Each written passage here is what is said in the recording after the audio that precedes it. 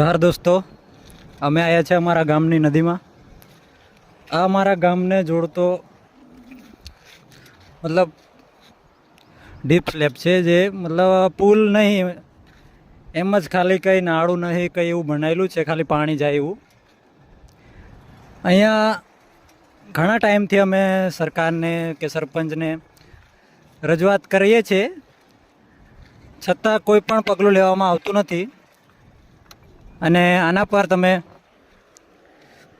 જોઈ શકો છો અહીંયા કેટલું ઊંડું છે ને આ પાણીમાં કોઈક પડશે તો એની જવાબદારી કોણ લેશે? એને કંઈક પાણીમાં પડશે, એનું મૃત્યુ થશે તો કોણ જવાબદારી લેશે?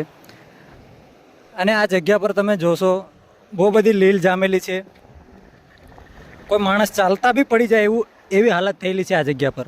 તમે આ જોઈ શકો. અહીંયા કોઈ પણ ટાયર હોય એની ગ્રીપ આવે એવું નથી,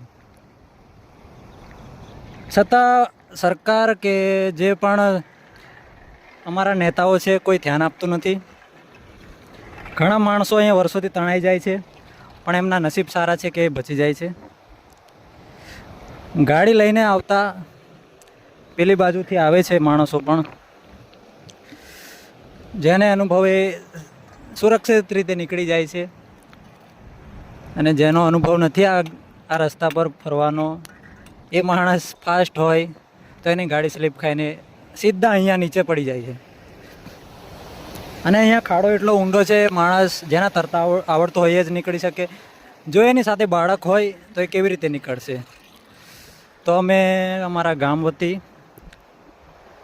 અને અમારા યુવાન મિત્રો થકી એટલું જ કહેવા માંગીએ છીએ, આ ગામનો રસ્તો મતલબ આ પુલ મંજૂર કરવામાં આવે, જેથી ગામના માણસોને પડતી તકલીફ જે કંઈ તકલીફ ના પડે.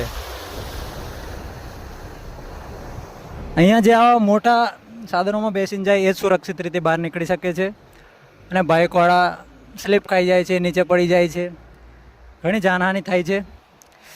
ગયા વર્ષે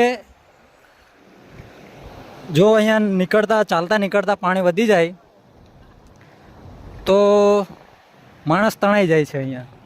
તો એ જવાબદારી કોની? એ માણસ તણાઈ જાય તો એમને જવાબદારી, એને કંઈ થશે તો એની જવાબદારી કોની રહેશે? તો હું સરકારને એટલું કહેવા માંગીશ કે અહીંયા મતલબ પુલ નહીં તો નાનું નાળાવાળું જેવું બનાવવામાં આવે, જેથી માણસોને જે તકલીફ પડે છે એ ના પડે. તમે જોઈ શકો આ લીલ જામી છે. હવે આના પર ટાયર આવે તો કેવી રીતે ગ્રીપ આવી શકે? તમે આ જોઈ લો. એટલે હું સરકારને અને અમારા સરપંચને કહેવા માગું છું કે આગળ રજૂઆત કરો, અને ગામનું જે મુશ્કેલી પડે છે તમે રજૂઆત કરો, અને ગામનો થોડો વિકાસ થાય એવું કરો. કારણ કે અહીંયા ના કરે માણસ પડી જશે તો એ જવાબદારી કોની?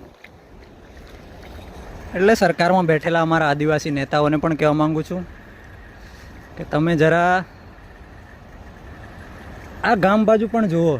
આ ગામ અમારું છેવાડાનું છે, છેક એમપી બોર્ડર પર આવેલું છે. તો આ તમે મતલબ વોટ તમારે જોઈતા હોય ગમે તે હોય તો તમે વહેલી તકે આવી જાઓ છો, પણ જ્યારે અહીંયા મુશ્કેલી પડે છે ત્યારે તમે આવીને ઊભા રહેતા નથી. એટલે ગામનાને હું કહેવા માગું છું, તમે પણ આગળ આવો. ગામના સરપંચ છે, તમને પણ કહેવા માગું છું, તમે પણ અહીંયા આવીને જુઓ તમારા ગામમાં રસ્તો જાય છે બરાબર છે, એ બધું તમારું મતલબ જવાબદારીમાં આવે છે.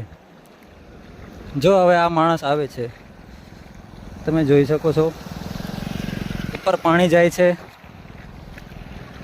એ પડશે તો જવાબદારી કોની રહેશે? પડી જાય, અહીંયા પાણી અચાનક વધી જાય છે ઉપર, મતલબ ઉપરવાસમાં વરસાદ પડવાથી અહીંયા પાણી વધી જાય છે. અચાનક અહીંયા આવતા હોય ને પાણી વધી જાય ને માણસ તણાઈને જતો રહેશે ને મૃત્યુ થાય, ગમે તે થાય, તો જવાબદારી કોની? અને અમારા માણસોને બોલતા તો મતલબ કાયદાના જાણકાર નથી, રજૂઆત કોને કરવાની જાણતા નથી, એટલે જાણ કરી શકતા નથી. તમે આ જોજો, અહીંયાથી માણસ, જો આ પાણીમાંથી માણસ પડશે ને જો આ પથ્થર પર અથડાશે, એને વાગશે તો એનો બચવાના ચાન્સ જ નથી.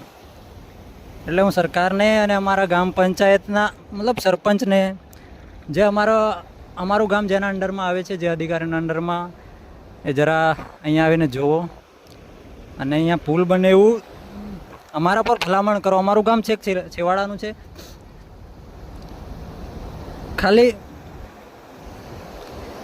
વોટિંગ જો મતલબ વોટ તમારે ચૂંટણી વખતે જ આવવાની જરૂર, આવવાનું નહીં, પણ તમારે અહીંયા કામો પણ જોવા પડશે. કારણ કે અમારા ગામના લોકો શું કરે છે, અહીંયા જો ફૂલ પાણી આવી જાય, 2-3 દિવસ સુધી વરસાદ ના રહે, અહીંયા તો પાણી વધી જશે. પછી ગામમાં કેવી રીતે જશે? કોઈને ઇમરજન્સી હોય, દવાખાને જવું હોય તો માણસ કેવી રીતે જશે? એમ્બ્યુલન્સવાળો આવશે પણ અહીંયા જ સુધી આવશે, અહીંયા પાણી વધી જશે. તો ગામમાં જે ઇમરજન્સી આવશે તો એ કેવી રીતે દવાખાને જઈ શકશે? ઇમરજન્સીમાં કોઈકની ડિલિવરી થઈ, ગમે તે ડિલિવરી કેસ હોય તો માણસ કેવી રીતે જઈ શકશે? તમે વિચાર કરજો. અને ગામના યુવાન મિત્રો છે, આપણા ગામના સરપંચ છે, તમે પણ આગળ આવો અને જાગૃત નાગરિક તરીકે તમે આગળ આવીને રજૂઆત આપણે કરવાની છે. અને આ પુલ આપણે બનાવીને જ રહેવાનું છે. પુલ તો ના બનાવી આપો, પણ ઉપર નાળા તો કરી દો અહીંયા, એવી હું સરકારને વિનંતી કરું છું. અમારા ગામના સરપંચ તમને પણ વિનંતી કરું છું, તમે આવીને અહીંયા એકવાર જુઓ. સરપંચ બની જાય એનો મતલબ એવો નથી કે તમે ઘેર બેસી રહો, પોતાના ગામનો વિકાસ કરો. તમારા અંડરમાં જે પણ આવે છે એ કામ તમે સારી રીતે કરો, એવી મારી નમ્ર વિનંતી છે. જોહાર, જય આદિવાસી.